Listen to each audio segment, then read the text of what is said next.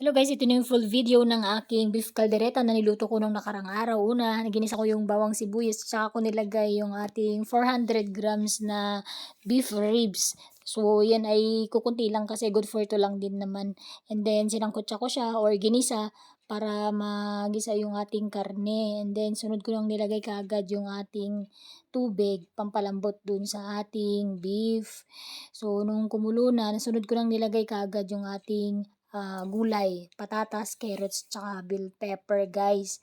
So, in-stir ko. And then, saka ko siya pinakuluan ng matagal. So, sinama ko na yung gulay sa pagpapakulo. Siguro mga about 40 minutes para lumambot yung ating beef. And then, sunod nilagay ko yung tomato paste and then liver spread. So, naglagay din ako ng black ground pepper, pampalasa, and then, kunting salt.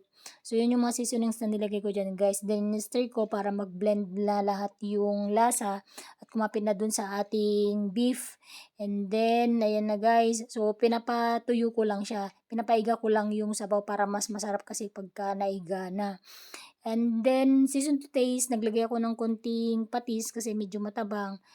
At saka ayan na guys, so malapit nang maluto at iyain yung ating beef caldereta my version. Ganyan ako magluto guys ng beef caldereta. Medyo mabuto nga lang yung this time kasi nga ribs nga yung parte na binili ko. So yun lang guys, kung nagustuhan nyo itong video na to, please follow and share and then until my next video. Bye!